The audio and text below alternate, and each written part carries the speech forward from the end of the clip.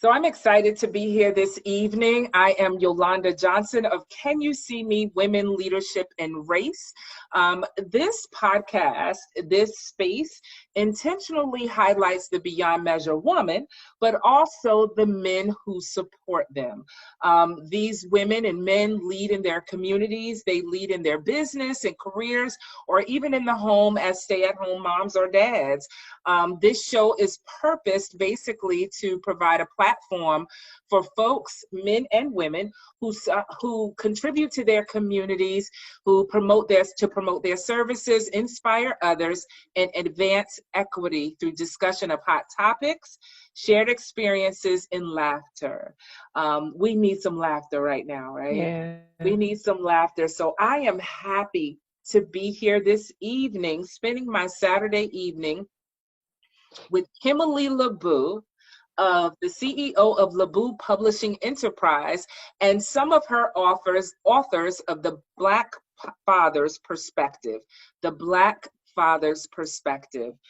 Kimmoly, as the visionary of this book, I was able to just kind of latch onto it right from the beginning when I started reading your opening.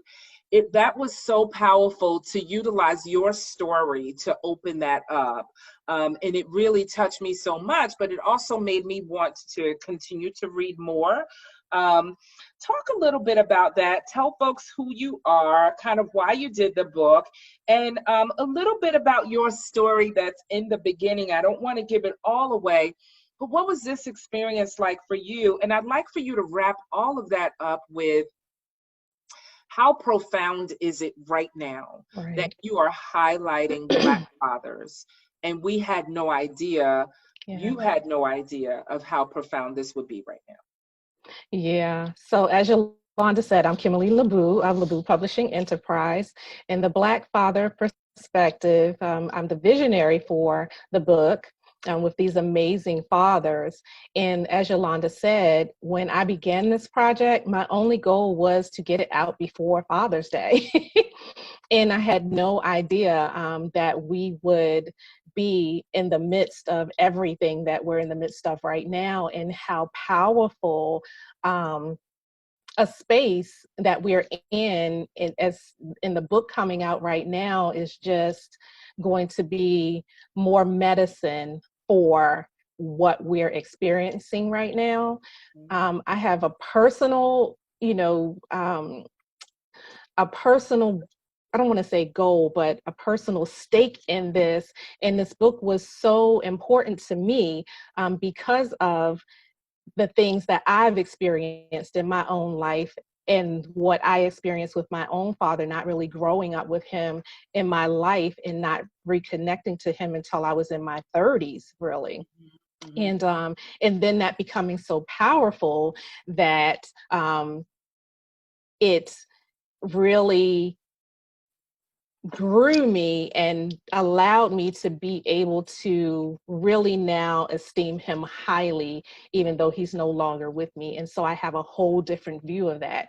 And then from the other side of it is seeing, the experiences that my children are having with their dad, because him and I divorced when they were young, and seeing that kind of struggle there. And I was like, darn it, I've got questions. So I need some answers. Mm-hmm. And so, what better way? And I know that I'm not the only woman that feels that way.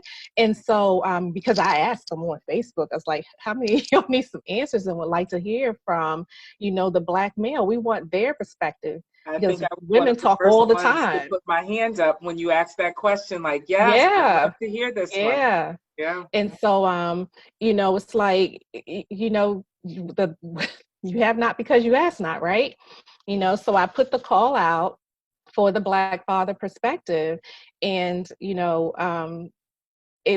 was tough getting the men together for this project, but I just felt like it was something that needed to be done. And so I was determined to do what it took in order to make it happen. And these fathers that you see on the screen right now, man, like they like they blew it out of the water with their chapters. So I'm just honored. It has been an honor and a pleasure to be able to work with them in order to pull this together, like you said, for such a time as this. Yeah, absolutely. Absolutely. In each chapter, I felt like I was reading the work of like men who had like so much history behind them, as if y'all were like 10-time best-selling authors. And I'm not just saying that because I'm spending time with you all. Each chapter was so powerful. And as I told you all off record, I saw so much of myself in each of your stories, either myself, my son, my daughter, even my mom, and my dad, my father, whom I did not have, much of a relationship with, but I always felt that I did. And so I just want to thank each of you. And before we dig a little bit into your chapters, I want people to get to know you all a little bit. And so I want to give you all each about like 2 minutes to say who you are, kind of what you do, and then a few words to describe about like how you're feeling right now as a Black man, a Black father, anywhere you want to go with that. I'm gonna give y'all 2 minutes now, and then I want to hear something that's fun about you. I want to hear something that's fun. Yes, something that's fun about you. How about we start with, who wants to start? Let me let you all choose who's going to start. Who would like to start that? Kind of your name, your profession, or what you do. How are you feeling right now as a Black man / Black father, and something fun about you? Anybody could jump in. I'll go first. Okay, thank you, Nathaniel. Well, I'm fun, period. So we'll start there. Okay. No, my name is Daniel Harris.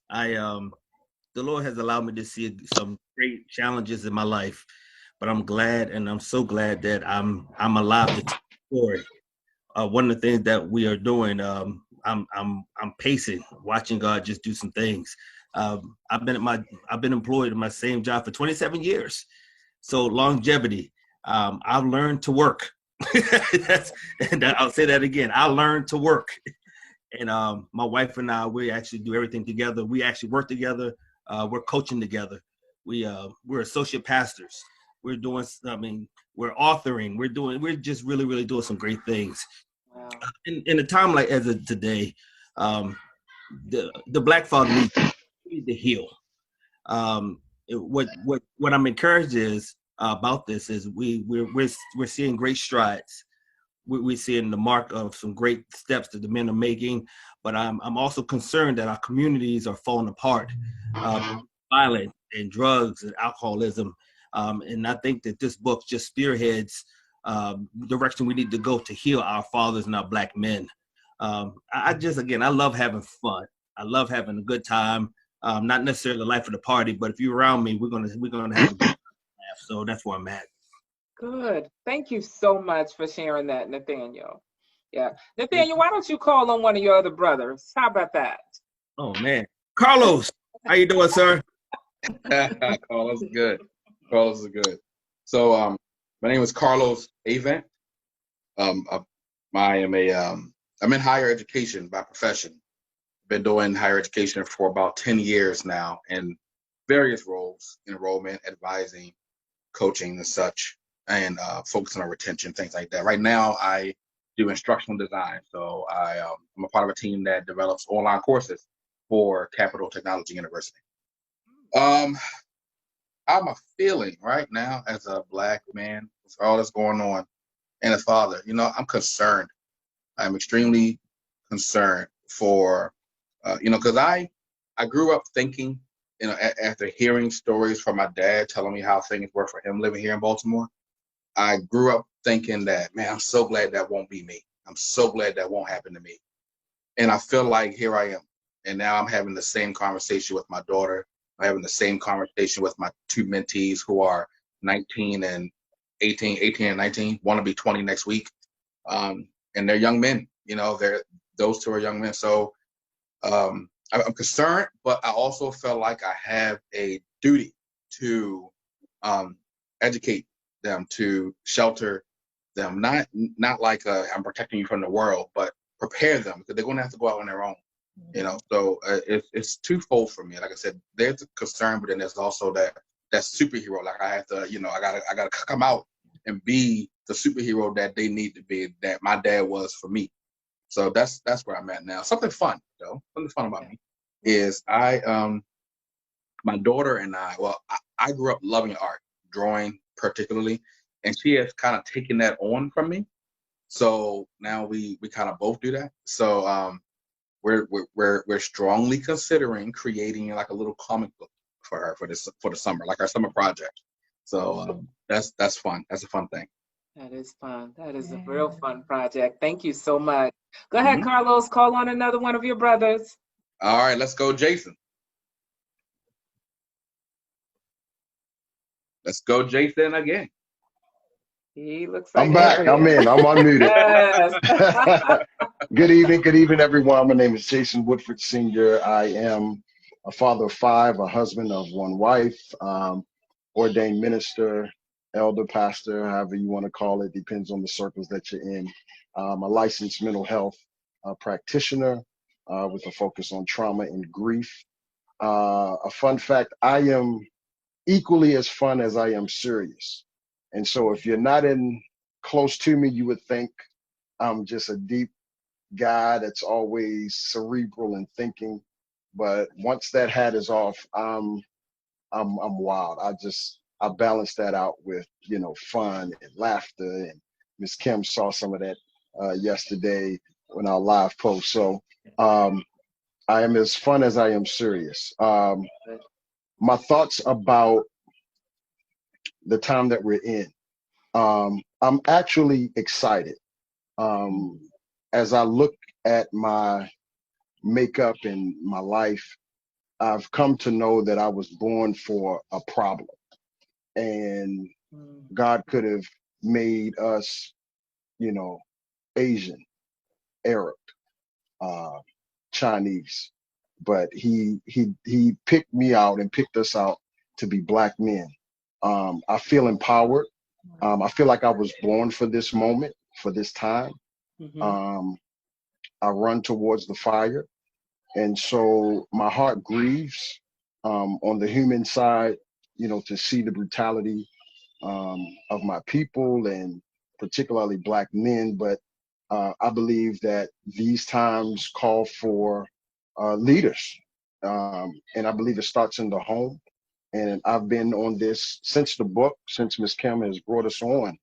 I've been on this crusade to get the Black men back in the home, to get them back in their children's life by any means necessary. Conversation, writing, post, whatever it is, to really get the Black men in the community, back in the community, so we can see some things change within, and work on the things that are without at the same time, if possible. But I believe the credibility of our voice is stronger when we start within. So that's my 2 cents there. Wow. Very good. Thank you for that 2 cents. We appreciate that. Yes. I need you to call on one of your brothers. Yes. Let's do my brother Jamar. Jamar. Okay. Hello, good evening, everyone. My name is Jamar Jones. I've been in the real estate industry, the mortgage industry for 12 years. I'm also a real estate investor in the DMV area. Me and my wife are both business owners. So being on that self-employed side, we kind of support each other. So we both feel the ups and downs of, you know, managing your own time, your business. So that's been great. And I know that it's a lot of people dealing with challenging times during this quarantine and everything that we've been dealing with. So the way that I feel about being a Black father right now at this specific time, especially being a part of this project, is that it was not by chance. This was something that was meant specifically for this time.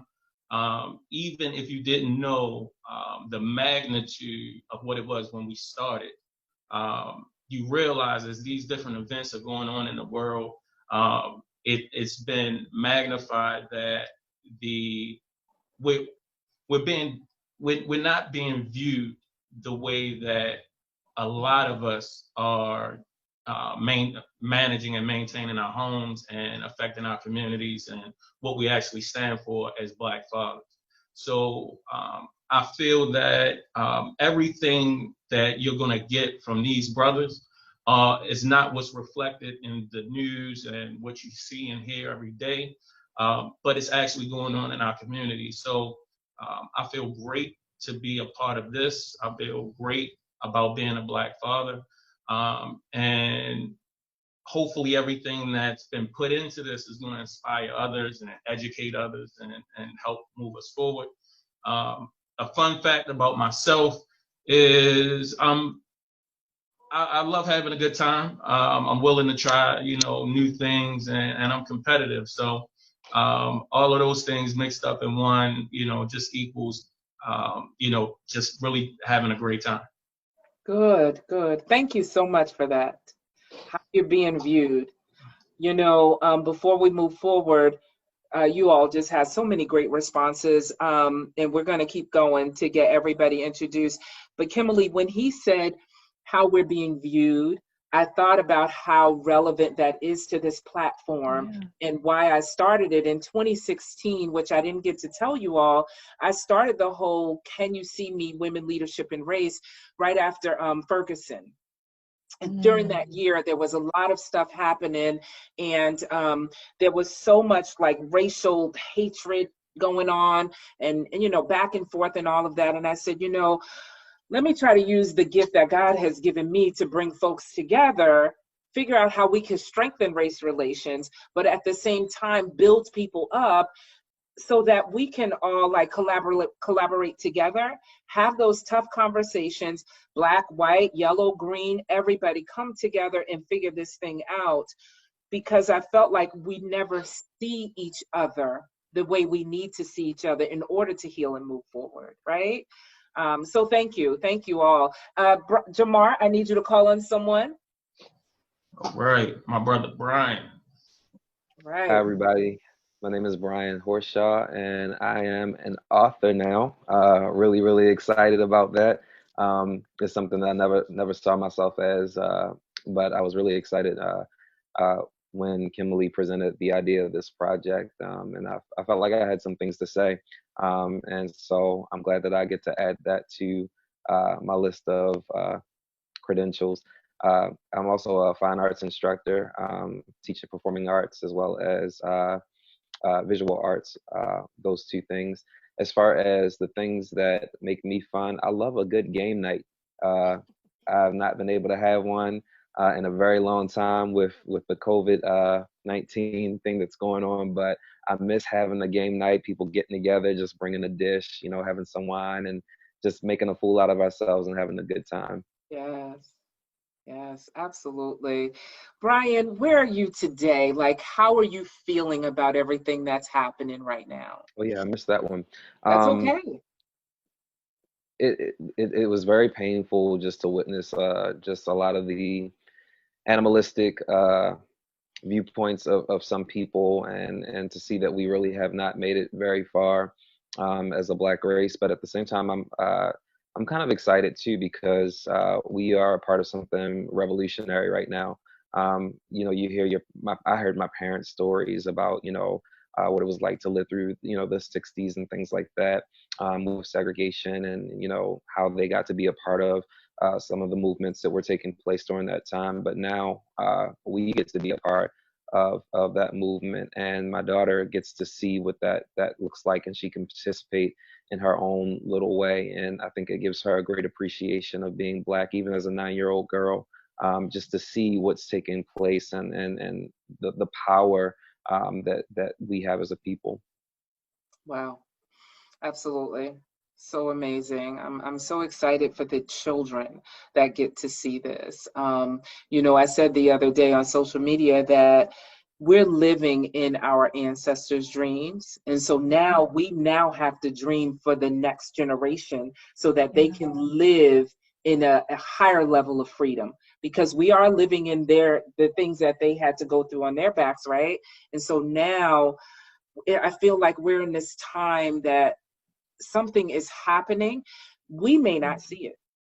We may not be able to live it, but I believe that our next generations will. So it's going to be crucial. So I'm happy that your 9-year-old daughter gets to see this and participate. Thank you. Mr. Kenneth, how are you, sir? Yes, How I'm are doing you? wonderful. Tell the people who you are and what you do for fun, and how are you feeling at this moment with everything that's going on? Well, as my name is Kenneth Gilmer. I've been in the pest control industry for 13 years. I'm a service manager there. Married to one wonderful woman named Carlisa. We've been together for 29 years. What I do, my real profession is that I love being in the church. Me and my wife are both elders, and I love it. As far as being a Black dad in this time, I feel like most of the guys on here about what's going on in the communities with, the Black male. And I know for me, I see now, it seems like it's like a dying race. We are being depicted as being thugs, and we are judged by the color of our skin, but they are not judging us by what comes out of our mouth and our minds. And I feel as though that a lot of these, the young men out here, we're not teaching them to be thinkers, but we're teaching them to be sports players. I feel as though that education is a key, and everything else comes second. I've seen a lot of people groom their young males that live in, poverty-stricken communities. Play a sport, you make it out in. And I feel as though that your mind can get you anywhere you want. And as far as I am here, I feel as though that I helped raise 2 beautiful daughters who are strong and independent. And my thing is, I'm here to help raise the 5 grandsons that I have. And I'm grooming them to be men of distinction. Yes. Not to be groomed as thugs or however you want to call them. So I love being a dad. I do. I love being a dad. I love being a grandfather. I think that is one of the biggest accomplishments I've had in my life. Taught me some things. It helped to grow me. And on a lighter note, what I like to do for fun is spending time with my grandkids. That's awesome. My fun time right there. That is so awesome, man. How old are your grandkids again, Kenneth? Oh my goodness. I got one that's 18. I got one that's 15. Then I got one that's 8 and one 6'5". And I have a granddaughter. She's 4, gonna be 5 in July. And then I have 2 on the way. Wow. Wow. I bet you they love you. I bet you spoiling those kids to death. That's so good. Yeah, I can't get rid of them. I wonder why that is. Wow. So I want to go into a little bit of a general question for you all. As I shared, I was a part of Kimmoly's anthology. And Brian, I too still struggle with saying I'm an author. I still struggle with that. Yes, and nobody believes that I struggle with anything, but I do. I struggle with that. I'm like, well, I'm not an author. I contributed to it. And Kimmoly really helped me, like, be able to say, no, you are an author. This is your book. Utilize that.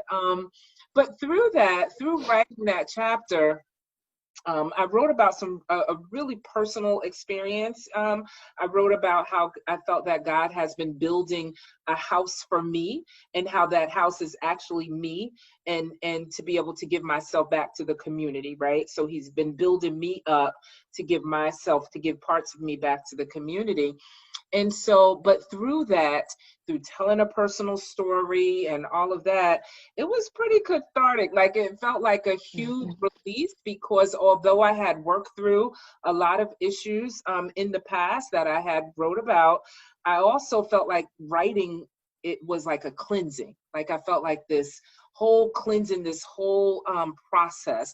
So would either of you like to share, like, what was that process like? Because it's not easy. It was not easy. And so anybody jump in on that one. Like, what was the cleansing or this release like for you? I'll start off. I think for me,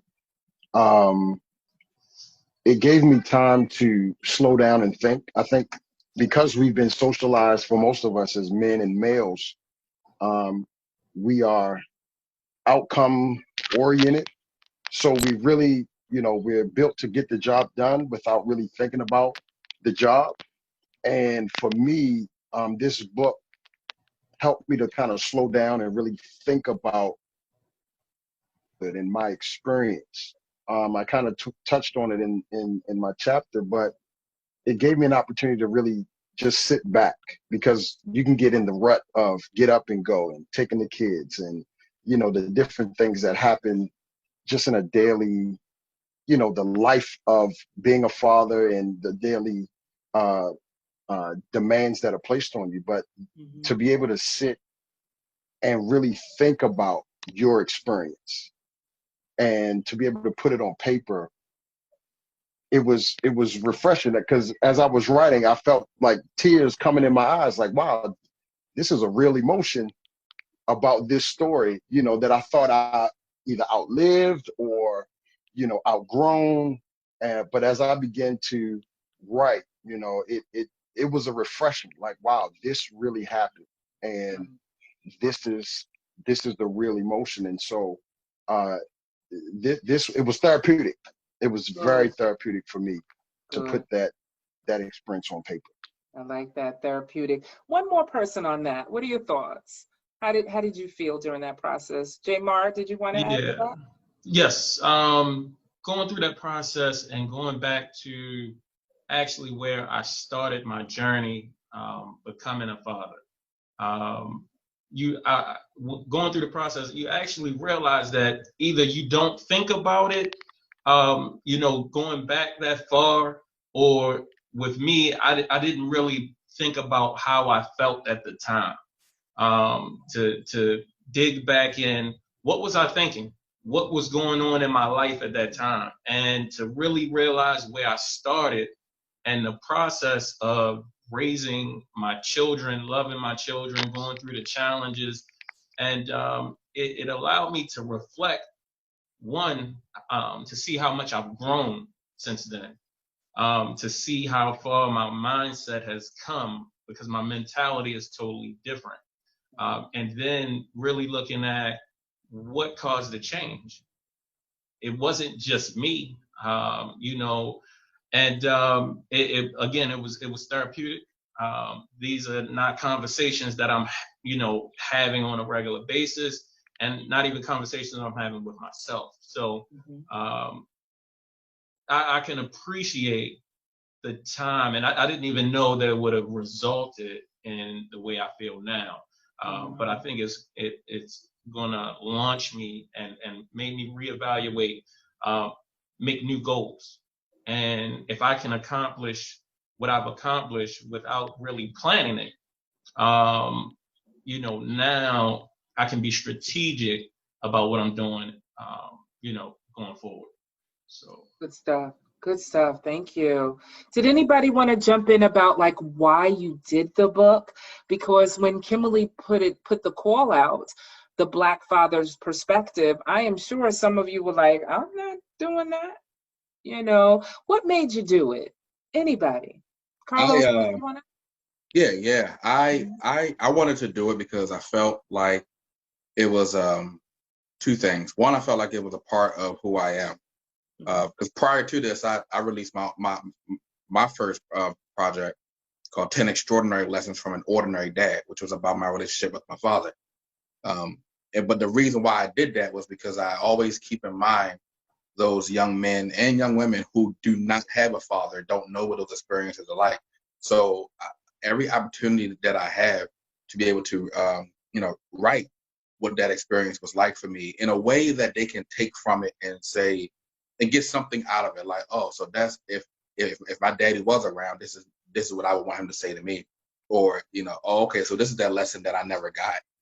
So I always write it with that kind of intention, so that it's there to help someone else. So when the opportunity came to be a part of this project, I remember it clear as day. I just seen it on my Facebook in the news feed, and it was like I'm looking for an author to write about their perspective of being a dad, and I'm in. In my mind, I thought it was like a blog or something that I was just going to, a couple paragraphs and we're good to go. But then I was blown to the floor. I'm like, oh, this is a real deal. Oh, this is a book. Oh, you're a publisher. Oh, okay. He's the real deal, Carlos. Yeah, He's the real yeah. deal. So a lot more excitement at that point. So it was, but at the end of the day, for me, it felt like it always feels like it's my duty, it's my give back. So that's, and I love writing. I mean, I've loved writing ever since I was in college. So it was really it was fun for me. Yeah, that's funny. That helped me get through my chapter because I kept telling myself it's not about me. It's not about me. There's some other little girl out there who needs to read this, or some other woman that thinks that, some of us have it all together and can see like herself in my story. So thank you. Thank you. Anybody else? Why'd you do it? Why'd you jump on to it? What made it attractive to you? Nathaniel, were you getting ready to say something? Yes, ma'am. So actually, this month will mark 1 year that I first met Kimmoly. And we've been working for all this time to have my first book published and released in October, November of last year. And we've been moving. I felt the momentum, and I'm gonna sway this conversation slightly, just a little bit, because she threatened me to be a part of this project. She's strong on me. It's part of it, and you can't say no when you're in a headlock. So Kimmoly, I'm sorry, I gotta tell it. Go ahead and tell your story, Nathaniel. No. Always Nathaniel. Oh man. She was a blessing, and it was a wonderful opportunity to be a part of it. Especially, and I shared a little bit in the book. I'm learning how to be a father of teenagers, even though they were not in my life at a point, but I had an opportunity to spend 2.5, 3 years with my oldest son, and I had to learn to be a dad to a 16-year-old to 18. And I'm like, wow, this would be a great testimony to keep this in mind as I'm writing. Because this was a learning curve for me as a father of teenagers. So I had to learn it firsthand. Wow. Thank you for that. Anybody, before we move on to like some individual chapter areas, did anybody else want to contribute or add to any of that? Go ahead, Brian. We're all stories, each and every single one of us on this earth is a story, has a story, and you just never know who could benefit from sharing your story. And like you said, once you start to dive into some of the more personal things, you're like, well, should I share that, or how far should I go with this? Oh Lord, I don't want people to know that part of me. But you just never know who you would be helping, and I have a heart for youth and for kids, and usually around the teenage years, that's when things just start to go a little crazy, and they're looking for answers. Many of them are looking for answers, especially in the church. I'm looking for answers, and I felt like if there was any part of my story that I could share that would be beneficial to help a young person, I felt like that here was my shot, here was my opportunity, and so I dived right on in. Yeah, Absolutely. That's so wonderful. And can I just interject with Brian? Like I'm so happy because Brian is probably the youngest the youngest author in the book, and to have his perspective was just priceless. Because the way that he writes and the things that he shares, and there's a part in his chapter that I could reread over and over and over again, and it cracks me up every time because he was so real and so authentic with it, and I just love it. It's called Be Ghetto, if you guys know what Yeah. don't know what I'm talking about, but it's just so funny to me, and like I could just read that over and over. So I just thank you for the realness that you brought to the project, and letting your voice be heard in that way. So thank you. Thank you. Yeah. Yeah, that's so funny you brought that up because as everybody's talking, I'm seeing and hearing so much diversity. We may all look, have the same skin color and all of that, but there is still so much diversity of experience in your chapters, with age, with geographic areas, but more so with this experience. And that makes a huge difference because you all are like, I don't know, Kimmoly, they are amazing. Yes, they are. I knew that before I got on here, but now, like, they are Yeah. absolutely amazing.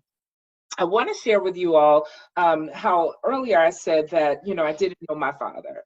I believe I can remember meeting him a couple times, one time for sure. However, I always felt like I had this relationship with him. Now, my mom, as y'all heard before, she raised like 6, 7 girls and everybody else's children and all of that. She is everything. But that did not mean that I didn't want that relationship with my dad. So I never felt the need to like be angry with him. I never was. I can't ever think, I had some questions, but I can't ever think of being angry. And so I want to read a little something from one of your chapters and you'll recognize it. I will certainly not attempt to psychoanalyze my father or judge or condemn him. I've experienced and have seen the arrogance of youth as they judge the elders for what's lingering in them as well. Jason, talk about that. Like, they judge the elders for what's lingering in them as well. It's I wanted to touch so many things in this chapter, but only had Without giving 3,500 too words. much of your chapter away. Yes, Don't do too much.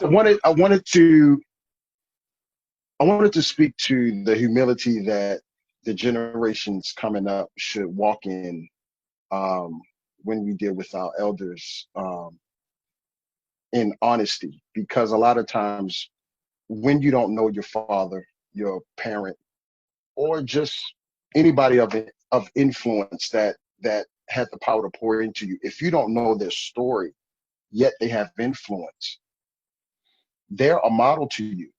They're modeling something to you, and if their parents, that model was in you.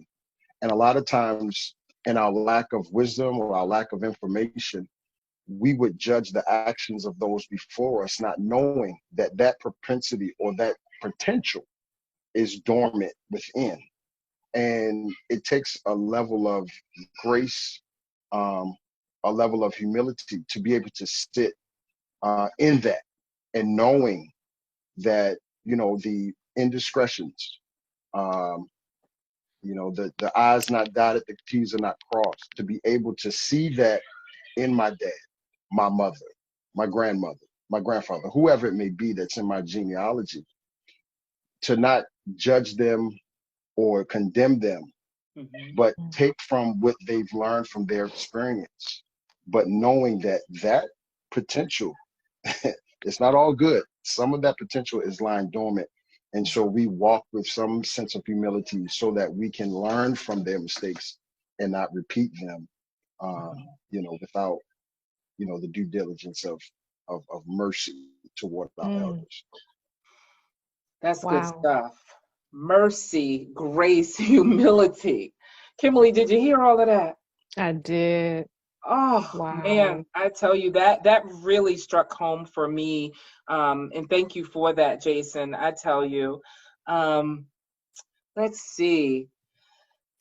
The missing blueprint. Mhm. Parenting a teenager, you know, Mr. Harris, Yes, ma'am.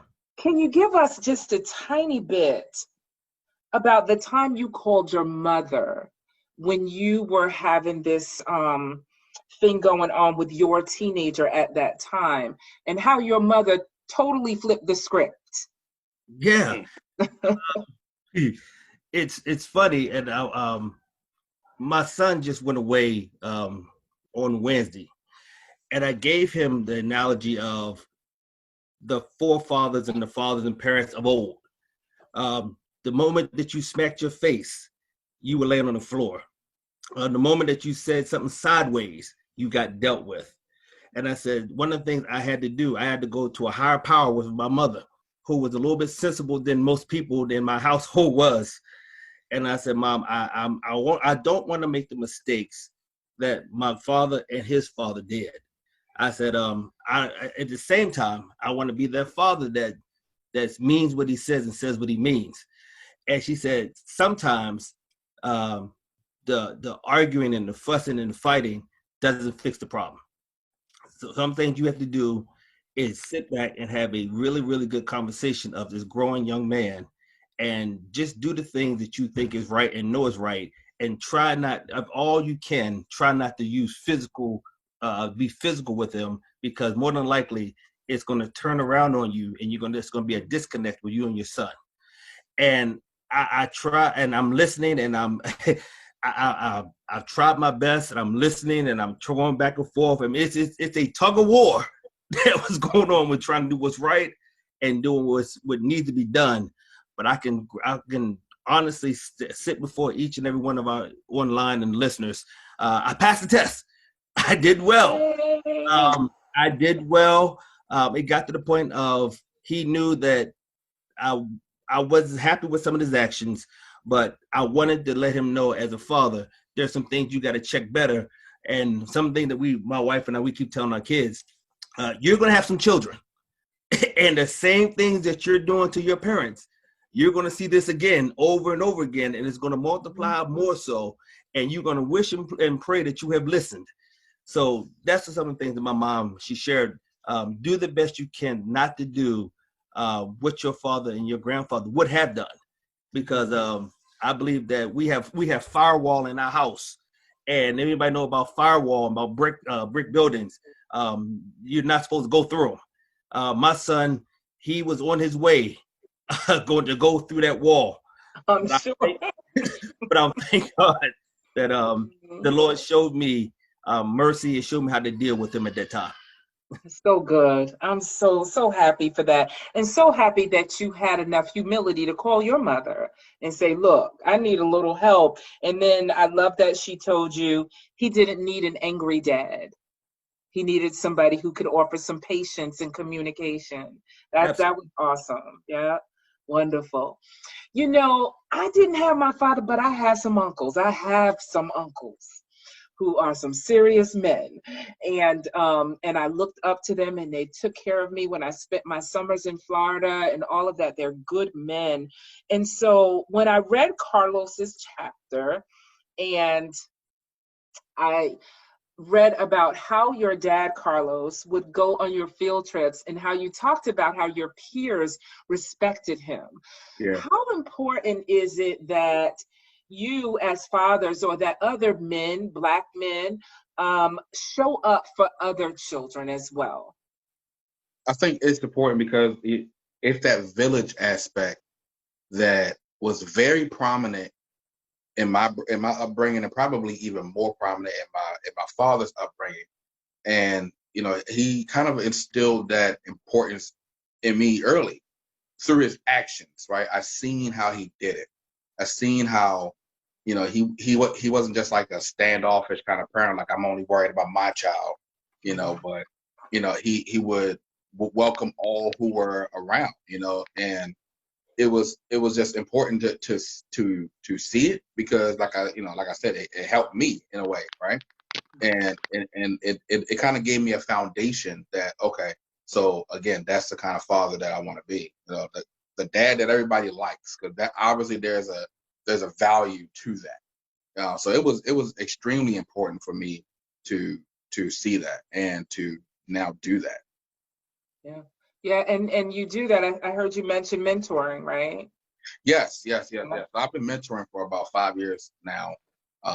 I usually like to mentor within the high school going into college age, because that's that very pivotal transitional year or years where you're really finding yourself career-wise, you're finding yourself personally. So my two mentees are both in the college space right now. So again, it's that village, right? So I connect with one of them has both his parents, and his father's a great dad, but I'm another voice, and that's of a value to him. But my other mentee, he doesn't have a good relationship with either of his parents, and I became a mentor to him through the College Bound Foundation, which was only supposed to be a 1-year program, and it actually ended June of 2019. But he asked me if I would continue to be his mentor. I said, of course, because again, it's that village. And I know, from talking to him, I know what he was dealt with, what he was up against. And I just kind of felt like if I would have said to him, oh, well, the program's over, man. Good luck. I know that would have been detrimental to him. It would have been another person walking out of his life. It would have been another person saying that they don't want to be bothered with him, and then I wouldn't have been able to live with that, knowing that I had an opportunity to help another young man and I let him walk away. That's good stuff. That's really good stuff. Man, oh man. Kenneth. Yes. Father versus daddy. I took some notes in your chapter. Can you just say a little bit about it? Because I don't want to give that away. You talked about leading in your children's lives and being the leader for them, but that whole father versus daddy, because we hear that often. Yeah. Well, when that came to my mind, I had to sit back and think about that, father versus daddy. And it came from, people they told me, my daughters were the ones who told me that I transitioned from being a father to a daddy. And, it came from their mouth that, fathers can be anybody, but dads are like that special breed. And when that came back to my memory, I was like, wow, when they brought that to me, I gravitated on that to the point where, and that's why I put it in there. It was like, they say, and you always hear that cliche, anybody can be a father, anybody. But that dad, to wear that title, dad, that's special. That's that consistency, that the fortitude, that go the extra mile, that compassionate, that giving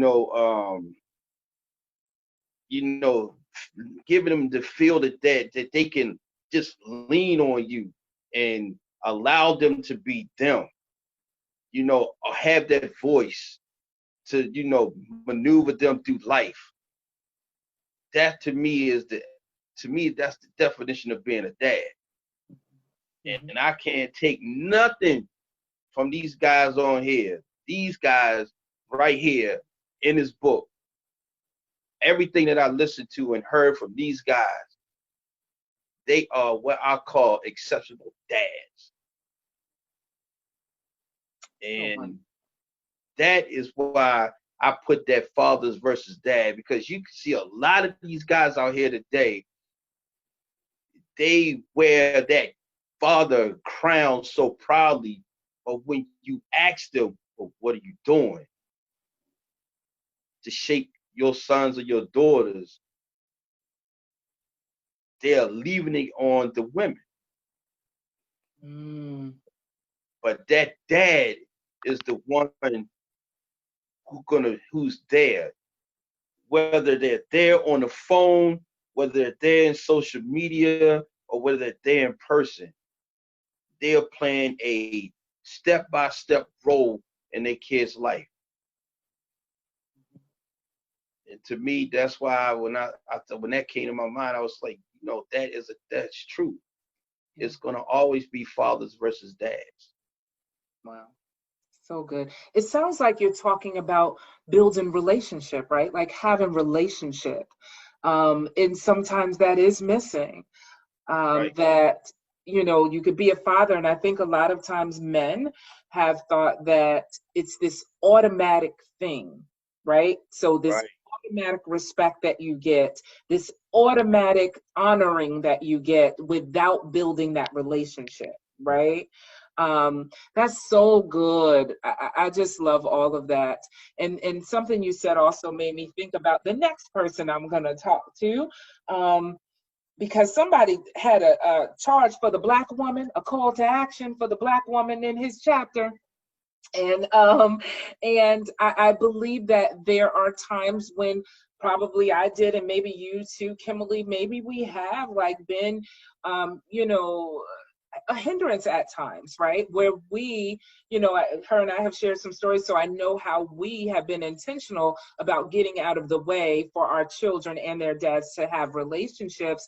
But I can look back and think about things where I was such a strong force as their mom that maybe I even, you know, was in the way a bit of building that relationship. So Mr. Jamar, and you became a dad at 18. So you were young. Yes. You started out as a young dad. Yes. And you are now a whole girl dad of Yes. 4, right? 4 Yes. daughters. That's so awesome. And I love how you list each of them in your chapter. Talk a little bit about, for one, being a young dad and how you had to build that relationship with your children, but also that kind of like a call to action that you gave us, because since you said it in the book, I want you to say it to our face, Mr. Jamal. And give Sure thing. Well, I did start off early, actually with twins, and twin girls at the age of 18. And starting that young, you're not equipped. It definitely wasn't, you know, the plan, but you're not in your own mind equipped, but you actually have everything that you need within you. And you find that going along. So once you become that parent, you realize that naturally, with the love and the bond and the willingness, you know, once you have that connection and you realize how much you're willing to sacrifice to make sure that you're doing the things that need to be done so that your child or children can have what they need, it comes, but you have to be willing to give of yourself and sacrifice, you know, things that you may have had or plans that you may have had in order to make sure that this life that you brought into the world is cared for and taken care of. So that call of action that I had for women in general, the question that I was answering was something that, you know, that I personally wanted to say to women, but this is something that I would say to men as well.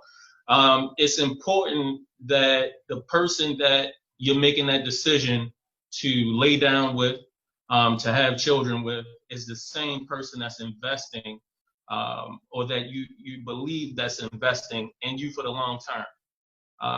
You know, we get into a lot of situations not thinking about the long term. And that's why our community, our children, are in the conditions that we're in now. And me, myself, I can't say that when I started, I was thinking about the long term. And as a man, you have to take that responsibility head on, whether you feel like you're prepared for it or not. But if you end up not taking that responsibility, then your children are going to be the ones that suffer. So this is the call to action to women, but it's the call to action to men as well. Because, you know, those 18, 25, 35, that lifelong commitment that you're going to have with your children, it's nothing to play with. And you have to deal and work with that other parent for that long term. So, we just have to be more intentional about what we're doing. We have to start off with a plan. We have to have more brothers like these brothers that are part of this project that are willing to help, first their household, their children, to be able to set that example, but also just like the mentors and those that are part of the church that are being an example for these other young brothers and other young sisters that are coming up, and willing to give them sound advice, structure. You need to think about what you're doing right now. We can't, this world that we're in right now, it is not a game. No one's playing with you.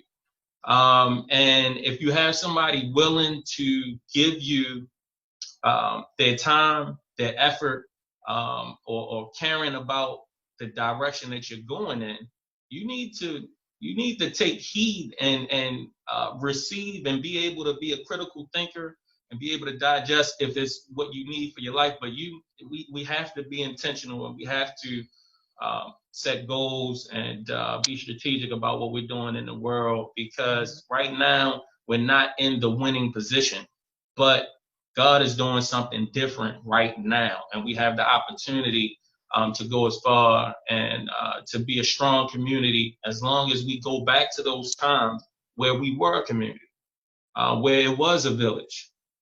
So it's some things and some healings that we have to do amongst ourselves, but we got to be willing to go at it full force, straight ahead. Okay. Thank you so much for that. I appreciate it. Man, that's powerful. You all kind of touched on healing, like healing within, and dealing with our own issues and things of that nature. Brian, hi Brian. Hi. Hi there. I don't know if I consider myself to be a leader, how others view leadership. But if I am doing something that people see worth following, I welcome them to follow.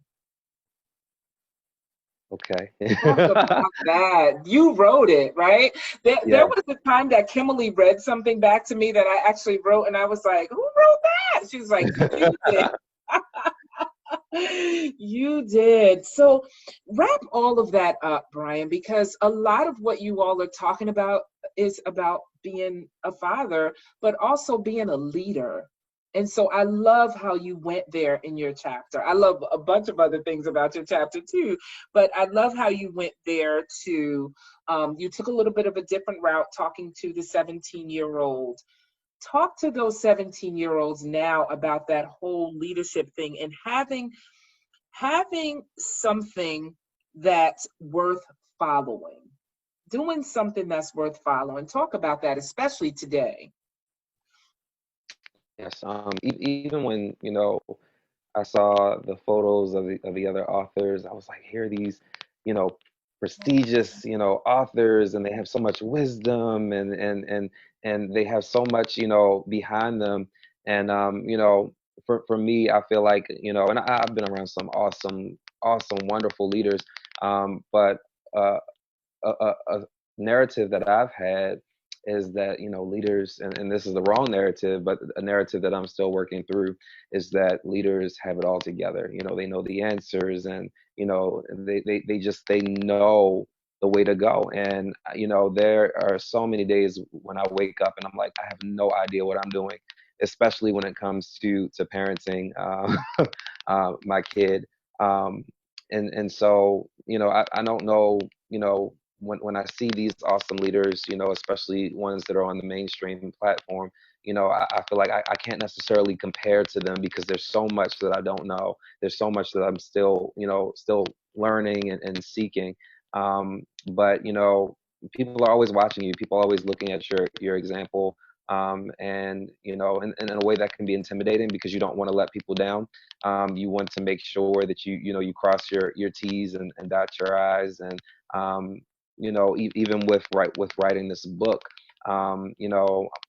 it almost makes you a little afraid, because you feel like, okay, now I'm putting out my thoughts to the masses. Let me give them something that they can work with. Let me give them something where I don't sound foolish or unsure. And so people they're just always watching your lives, and whether you're doing the right thing or whether you're doing the wrong thing, or whether you've done, like me, I feel like I've done a great combination of the two.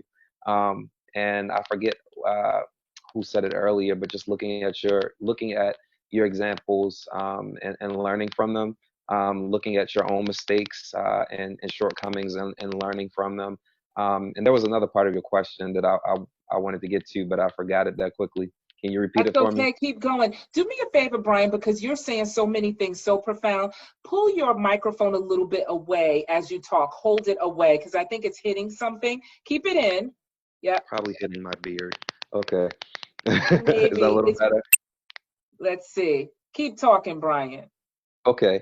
So yeah, people are always just watching your life, and from my own life, like I said, even on this phone call, I'm amongst some amazing pastors, and I've been brought up in the church, and I don't know as much as them. I don't have as much to give biblically as they do, but I feel like like I said, we're all stories. We're all stories in the making, and we all have different experiences that we can share. And I feel like if there's anything that somebody can pull from, and I don't want to go too deep into this without, because you may be asking these questions a little later, but basically my chapter is a letter to 17-year-olds. I saw a post on Facebook, and it said, if you could speak to your 17-year-old self, what would you say? And I had so much to say to myself. There's so much that I was missing at 17 years old that I wish that I would have had, that I had to learn along the way. And I forgot which one was it. Carlos, that was the mentor to other kids.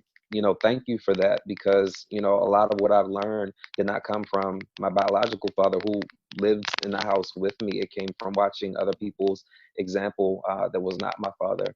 And so if there was anything that I could just point out, even if it was just putting my business out there so that these kids can see that they are human and that they're going to make mistakes. I just wanted to be very candid and raw and open with them, and to come from a place of understanding, a place of nurturing, because I also feel like as Black men, we often get sucked into just the over macho, the over masculine, and I just kind of wanted to soften that up a little bit, and give them a perspective from someone who's listening to them, for someone who's really taking in their stories, and then sharing my story with them. That's perfect, leader. I'm gonna call you leader from now on. Absolutely. That is just perfect. Yeah. And I'm sure like all of the other fellows on here will say the same thing. And I think that's just perfect. I think that your perspective is amazing. I think that there are plenty of 17-year-olds and young men and older men who will pick up this book and really be able to get so much from your chapter that they can live through. And that's leadership, Brian. Saying that I don't have it all together, I don't have all the answers, but I know that there are some people out there who do have those answers, and I could pull from them and I could learn from them, but I'm going to give what I do know and what I do have. That's all it is. And people make it out to be these big things, right? And so it's really not. It's everything that you are already. So thank you. Thank you for that. Kimmoly, we have a few minutes left. And before I do a wrap-up discussion, I want you to talk a little bit to your authors, with all of the discussion you just heard. How are you feeling about your book? Because we are going to be doing a watch party this Saturday before Father's Day, right? And I know that this conversation is going to resonate with so many people. How are you feeling? I feel amazing and full. And I just feel like, one of the things that I wanted to do with them as a part of this project was to actually physically be able to sit in the room with them and get my answers, right? But of course, we were not able to do that with everything that's going on. But just reading through their chapters, like you said about your own self, like I could relate to so much of what they were saying. And actually, I felt like they were filling some gaps in me, you know, to see and to hear about the legacies, you know, that they have, most of them having their fathers in their lives and seeing what that looked like. And I think one of the big things that a lot of people will get from this book is what it's supposed to look like, right? What it's supposed to look like to be a Black father. And so, you know, I'm really, really excited about it. I'm excited about it. I'm nervous about it. I get a little anxious about it because it's one of those projects where you just want everybody to read it, right? And knowing that that probably won't happen, you know, it makes me feel like, oh, you know. And so I just really am so pleased with how this work turned out and with what all of these authors shared, because everybody brought something different to the table, but there was also common themes that ran through the book, which I found so interesting because, as you know, Yolanda, like when I do anthologies, I don't let the authors read the other authors' chapters until it is all said and done.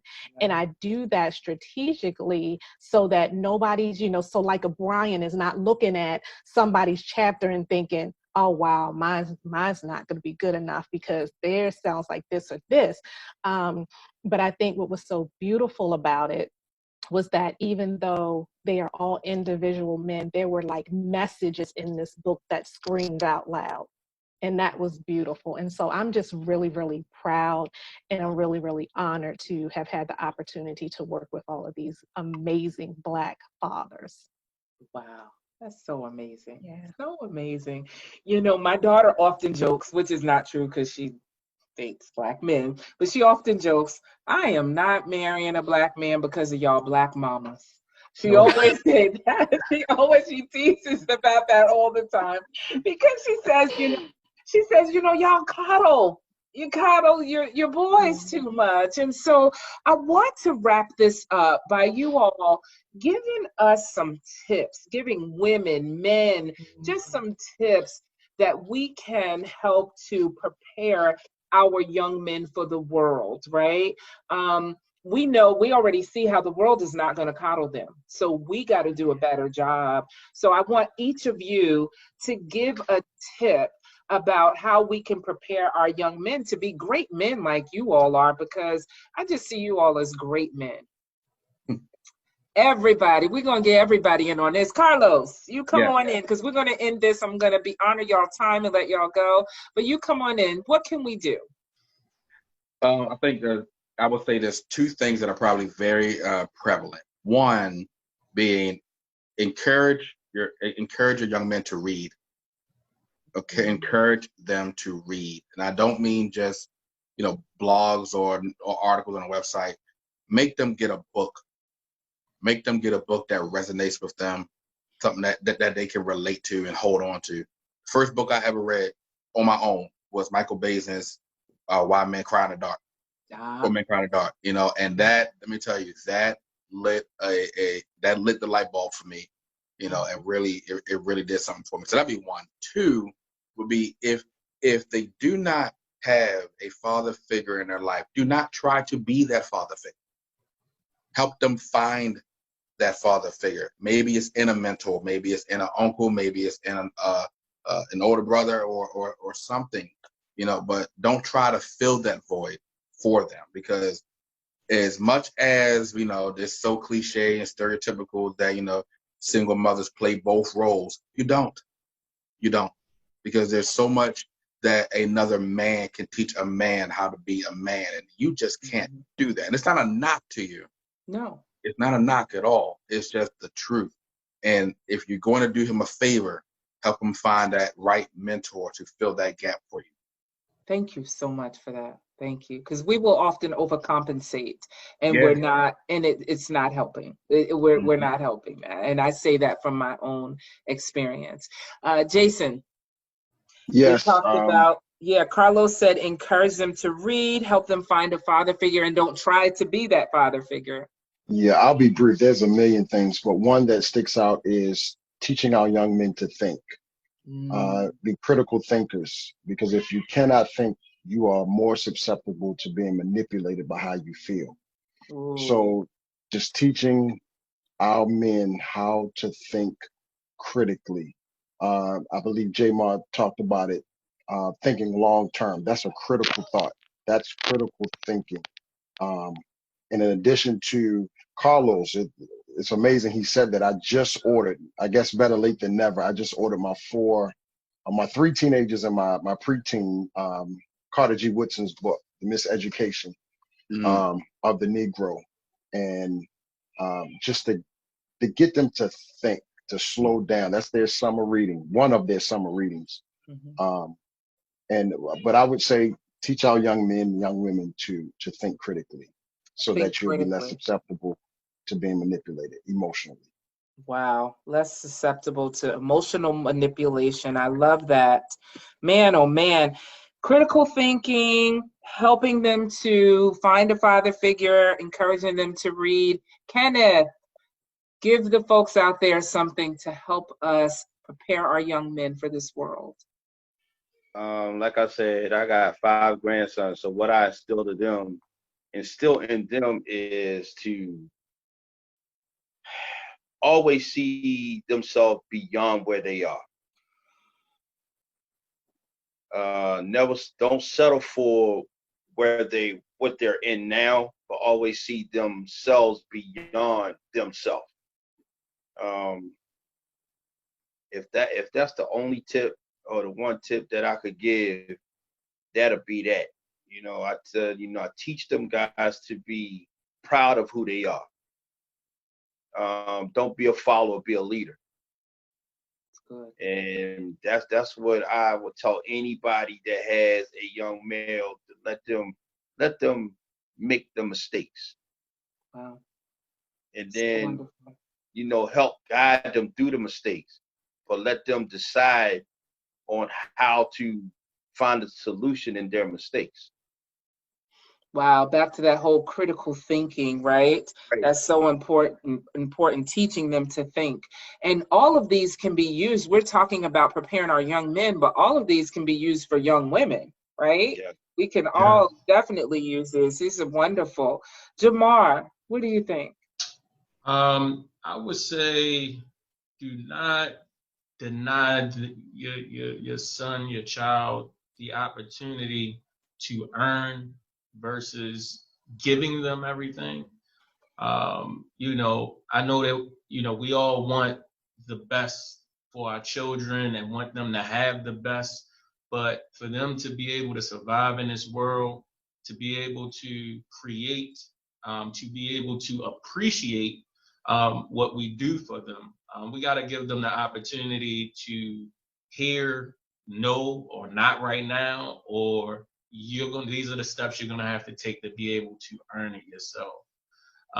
And I would also say giving them the opportunity to try different things, because sometimes we can have in our own mindset the idea of what we want them to do, and we don't know what God intended them to be, and they don't know what God intended them to be. So if we give them the opportunity to try an instrument, play a sport, versus saying, no, I think that you should do this, you could be denying them who they are or setting them back from what they, are here to do. So I think those are a few good things.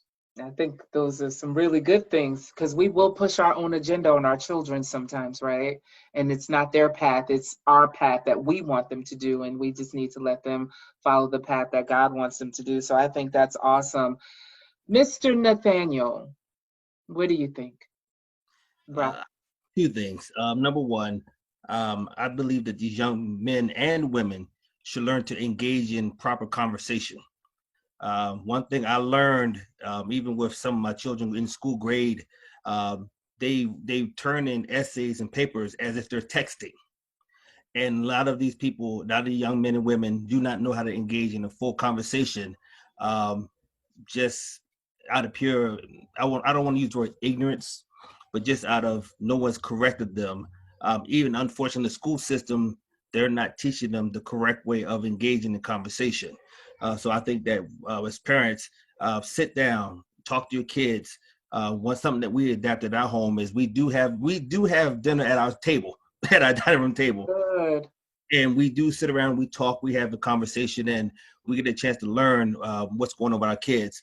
The second thing, and I wanted to use a biblical principle.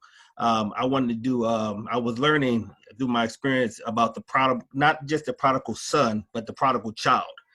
And what I'm doing is when the kids are going to be old enough and think they're bold enough to want to be willed what they think is theirs.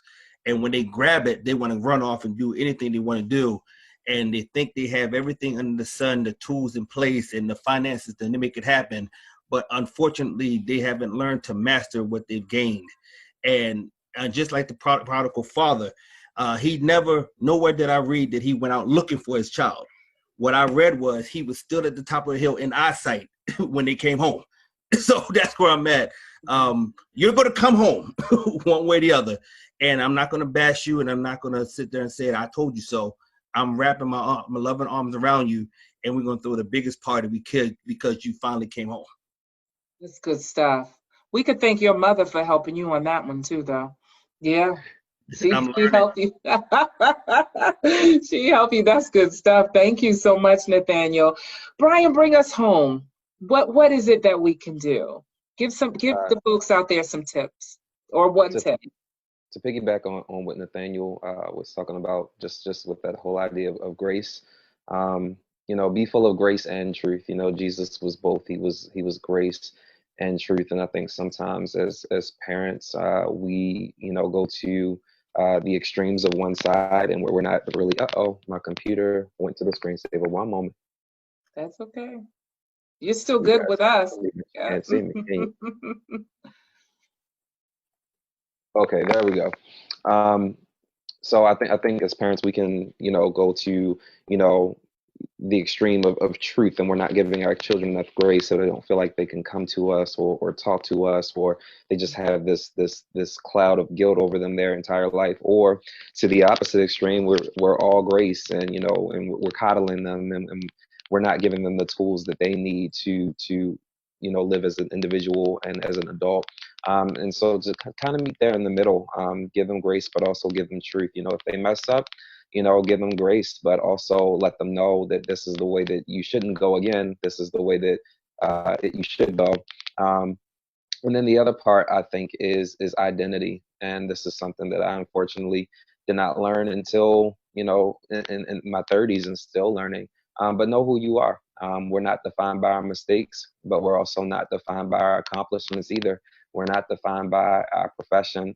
A lot of times when people say, tell us a little bit about yourself, the first thing we do, profession, right? That profession defines who we are, but who are we outside of that? I'm glad that you asked, what's fun about you? Just to kind of get away from, defining ourselves by our profession. But for them to know that they are a child of God, number one, and really that's it. You're a child of God. That's who you are. And everything else that surrounds that does not define who you are. You don't have to go looking. You don't have to go searching. For who you are. Now we'll continue to learn more about ourselves each and every single day until we die. But to know who you are, to know who you belong to, I think that's so important. So those are my 2 tips. Those are excellent tips, leader. That was intentional, because in 2007, I was in a leadership development program, and the facilitator asked me, who are you? And I started to answer with titles and all of that. And I tell you, that changed my perspective so much, because he got us to start saying who we are. I'm a servant of God. I'm this, I'm that, I'm this. Those titles may be a part of us, but that's not the first thing that you need to lead with. So thank you for that. but I love how you said, find somewhere between grace and truth. Given that grace and truth, like that's such a great wrap up. Kimmoly, I need you to tell people how to get this book, because I'm telling you, I think that everybody needs to read it. Man, woman, young, old. Talk to the folks. I can So see here it. it is, The Black Father Perspective, What We Want America to Know, and our amazing authors on the back. The book is available on Amazon. And if you are here as a viewer, as a guest of one of these amazing fathers, you can connect with them to personally buy the book from them and get an autographed copy. So I encourage you to do that. I want them supported in this project. They've done an amazing work in here. And so I really want that to be honored and celebrated. So you can, go to Amazon.com if you're here as a guest of me to grab it, or you can connect with these fathers and they have their own pages and ways for you to be able to purchase the books directly from them. The Black Father Perspective. Yeah. Can you hold that up one more time, Kimmoly? The Black Father Perspective. Yes. And you can also reach Kimmoly at LaBooPublishingEnterprising.com. LaBooPublishing.com. LaBooPublishing.com. That's so awesome. So awesome. You all have been wonderful. I appreciate your time. This has been such an amazing conversation. So enlightening to read your chapters, but to talk to you all was, I can't even put words to how grateful I am to spend time with each of you this evening. Thank you. I am Yolanda Johnson of Beyond Measure LLC. Look for this recording. Kimmoly and I are going to send you all the recordings. But for those of you who are out there listening, please, please, please, I encourage you to get this book. It will definitely touch so many of you. Even if you do not have children, it will help you understand other children. And we need a lot of that right now. We need people to have grace for children that they don't even know. Yeah. And so I think that's so important right now, that this book can really touch so many pieces of where we're trying to go right now with reconciliation, with healing, with acceptance, right? Because we're all so in the middle of this gaping wound. And so something like this, I believe, puts that balm on it, right? That healing balm on it, just a little bit to help us keep us going to the next step. So thank you all again. You all have a great night.